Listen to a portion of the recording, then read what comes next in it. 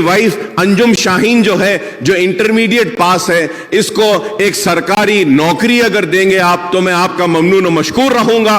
और इसके साथ ही साथ 2 बेडरूम का फ्लैट अगर मलकपेट में या चंद्रायन गुट्टे में जहां बन रहा है वहां पे एक 2 बेडरूम देंगे। और कुछ ना कुछ इमदाद अगर रियासती हुकूमत की जानिब से इन 3 मासूम बच्चियों के लिए और उसकी बीवी के लिए अगर दी जाएगी तो एक अच्छा मैसेज जाएगा। The lady who is now a widow, unfortunately, we will ensure that an employment is provided immediately. मैं कल ऑर्डर में दे देता हूँ 100% गवर्नमेंट में, या तो GHMC, HMD है या QQSUD है, कहीं ना कहीं बच्ची को वहाँ पे इमीडिएटली रोजगार मैं दे देता हूँ। साथ ही साथ 3 जो छोटे बच्चे हैं, मैं गवर्नमेंट की तरफ से तो फिलहाल नहीं बोल सकता क्योंकि CM साहब ने एक बार उनसे पूछना पड़ेगा, बट हमारे BRS पार्टी की तरफ से एक बच्ची के नाम पे 2-2 लाख रुपया हम डिपॉजिट करेंगे, फिक्स डिपॉजिट करेंगे।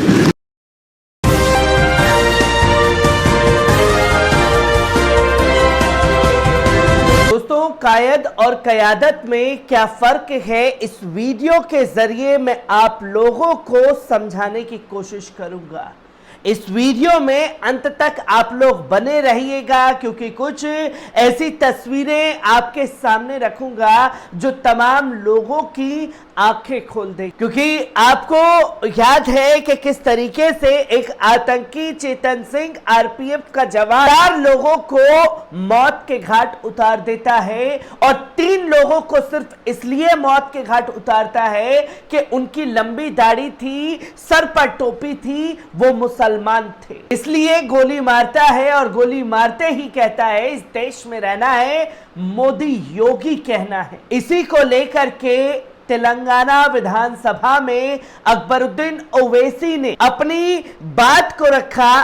किस तरीके से क्या कुछ कहा, पहले अकबरुद्दीन ओवैसी के बयान पर नजर डालिए। मैं एक अहम मसला उठा रहा हूं और ये बताना चाहता हूं कि किस तरीके से इस मुल्क में आज हिंदू और मुसलमानों के दरमियान में एक नफरतों की दीवार को बनाया जा रहा है।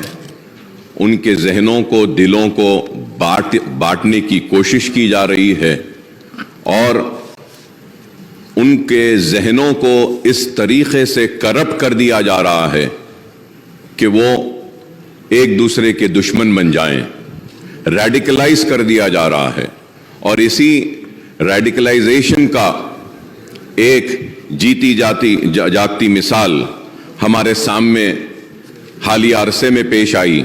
वैसे तो हम मुल्क में कई जगह पर देख रहे हैं कि किस तरीके से कभी लव जिहाद के नाम पे मुसलमानों को मारा जा रहा है, कभी घर वापसी के नाम पर। तो आज मैं आपके जरिए बताना यह चाहता हूं कि 31 जुलाई 31 जुलाई को train number 12956 Jaipur Mumbai express में जो वाकया पेश आया, और वो वाकया ये था कि एक RPF का कांस्टेबल जिसका नाम चेतन सिंह था, उसने एक तो 4 लोगों को गोली मारकर उनकी जान ले ली, जिसमें एक उन्हीं का एक ASI ऑफिसर था, उसको गोली मार दी। और उसके बाद में 3 लोगों को, मुसलमान थे उसमें, जिनकी बड़ी बड़ी दाढ़ियां थीं, उनको गोली लगाकर कनपट्टी पर एक बोगी से दूसरे बोगी 3 बोगी आगे ले जाता है और ले जाकर उनको गोलियां मारता है। और मारने के बाद यह कहता है कि इस मुल्क में रहना है तो मोदी और योगी को वोट देना पड़ेगा। और अफसोस मोदी और योगी के साथ कहता है कि फिर ठाकरे को वोट देना है। तो मुसलमानों के साथ इतनी नफरत क्यों? और वो लोग जो आज नफरत की बुनियाद पर इख्तिदार को हासिल कर रहे हैं या फिर आने वाले कल में इख्तिदार को हासिल करना चाहते हैं, ये मुल्क को तबाही व बर्बादी की तरफ ले जा रहे हैं।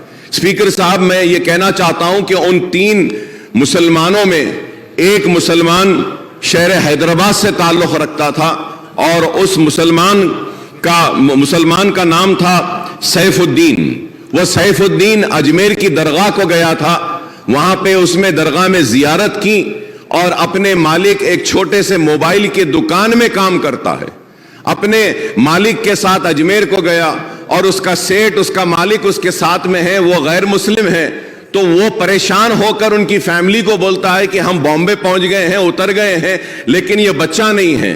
तो उसके बाद जब आगे जाकर देखते हैं तो उसको गोली मार दी गई है, और हद तो ये है कि एक गोली मारी और जब वो नहीं मरता है तो और एक गोली मारी गई। तो ये नफरत है कि आज तेलंगाना रियासत में हम ऐसी ताकतों को रोकने में 9 बरस में कामयाब हुए हैं, और इंशाअल्लाह आगे भी हम इनको रोकेंगे, इनको शिकस्त देंगे।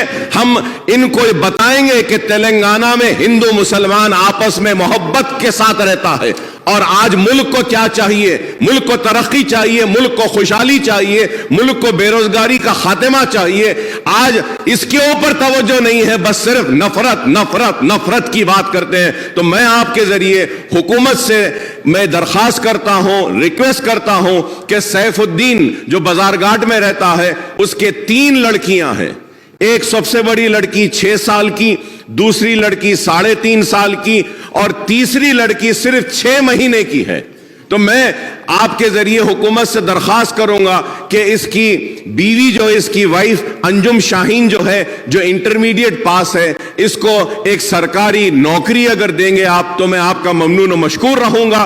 और इसके साथ साथ 2 बेडरूम का फ्लैट अगर मलकपेट में या चंद्रायन गुट्टे में जहां बन रहा है, वहां पे एक 2 बेडरूम देंगे, और कुछ ना कुछ इमदाद अगर रियासती हुकूमत की जानिब से इन 3 मासूम बच्चियों के लिए और उसकी बीवी के लिए अगर दी जाएगी, तो एक अच्छा मैसेज जाएगा, और हम बताएंगे कि ये इस रियासत में हम फिरका परस्तों को कभी आगे बढ़ने नहीं देंगे, हम उन लोगों को आगे बढ़ने नहीं देंगे जो नफरत की बुनियाद पर हिंदू मुसलमान को बांटना चाहते हैं। तो मैं आपके जरिए हुकूमत से दरखास्त करूंगा कि 2 बेडरूम का एक फ्लैट और उन बच्चियों को कुछ कंपनसेशन और सरकारी नौकरी देंगे, तो हम काफी ममनून और मशकूर रहेंगे आपके, और इसको जरूर मुसलमान याद रखेंगे, और आपके इस इक़दाम का मुसलमान सारी रियासत में नहीं बल्कि हिंदुस्तान में इस इक़दाम की सताइश भी करेंगे। आपने अकबरुद्दीन ओवैसी के बयान को सुना, जहां अकबरुद्दीन ओवैसी सरकार को यह समझाने की कोशिश करते हैं कि एक शख्स हमारे हैदराबाद का था और उसको सिर्फ इसलिए मार दिया गया कि वो मुसलमान था, और जो मौजूदा हुकूमत है तेलंगाना में, उसके ज़मीर को ललकारने का काम अकबरुद्दीन ओवैसी ने किया। और अकबरुद्दीन ओवैसी के बयान का क्या असर हुआ, इस वीडियो पर नजर डालिए। My friend Akbar Owaisi in expressing wholehearted condolences to that family, sir. इस जगह को आप पेपर में जो पढ़ा था अकबर साहब, बहुत बुरा लगा, बहुत ही దిగజారిన చండాలపు రాజకీయం అధ్యక్ష ఇది మంచిది కాదు. డెఫినెట్గా I assure you sir, you please give me a letter. The lady who is now a widow, unfortunately we will ensure that an employment is provided immediately. मैं कल ऑर्डर में दे देता हूँ 100% गवर्नमेंट में, या तो GHMC, HMDA या QQ SUDA, कहीं ना कहीं बच्ची को वहाँ पे इमीडिएटली रोजगार मैं दे देता हूँ. साथ ही साथ 3 जो छोटे बच्चे हैं, मैं गवर्नमेंट की तरफ से तो फिलहाल नहीं बोल सकता क्योंकि सीएम साहब ने एक बार उनसे पूछना पड़ेगा, बट हमारे BRS पार्टी की तरफ से एक बच्ची के नाम पे 2-2 लाख रुपया हम डिपॉजिट करेंगे, फिक्स डिपॉजिट करेंगे. मैं उम्मीद करता हूं मजलिस पार्टी भी आगे आएगी, आप भी कुछ देंगे, दोनों मिलकर हम लोग उनको अच्छा सा अच्छा, उनके फैमिली की हिफाजत के वास्ते, बच्चों की हिफाजत के वास्ते हम एक बच्चे के नाम पे 2-2 लाख रुपया डिपॉजिट करेंगे. आप भी कुछ करिए, फिर गवर्नमेंट की तरफ से भी कुछ करने की कोशिश भी बिल्कुल करेंगे. साथ ही साथ डबल बेडरूम आपने कहा, मैं इमीडिएटली कल ही ऑर्डर देता हूं, आप ही आइए, दोनों मिलकर उनको एक घर भी दिला देंगे. आपने सुना BRS के एक नेता खड़े होते हैं और ये साफ तौर पर कहते हैं कि सरकार की तरफ से सैफुद्दीन के परिवार की महिला को सरकारी नौकरी देंगे. मैं पार्टी की तरफ से 2-2 लाख रुपए उन परिवार के बच्चों को भी देने का ऐलान करता हूं. और कितने नेता ऐसे हैं जो इस तरीके से कदम को अंजाम देने में कामयाब हुए हैं, क्योंकि यहां तो सिर्फ एक अकेले अकबरुद्दीन ओवैसी थे जिन्होंने सैफुद्दीन के लिए, उनके हक और हुकूक के लिए अपनी हुकूमत को ललकार दिया. बिहार में कितने नेता ऐसे हैं जो अभी तक असगर के लिए एक कोई ठोस कदम नहीं उठा पाए हैं. जयपुर के लिए कितने लोग हैं जो ये ठोस कदम अभी तक नहीं उठा पाए हैं? ये है कायद जो आपके लिए विधानसभा में हुकूमत से लड़ गया और हुकूमत को मजबूर किया कि किस तरीके से उस परिवार के हालात हैं, और कयादत के लिए तमाम जो मदद का ऐलान हो सकता था वो अकबरुद्दीन ओवैसी ने करा दिया। हर एक तस्वीर आपके साथ साझा करता रहूंगा, दीजिए इजाजत।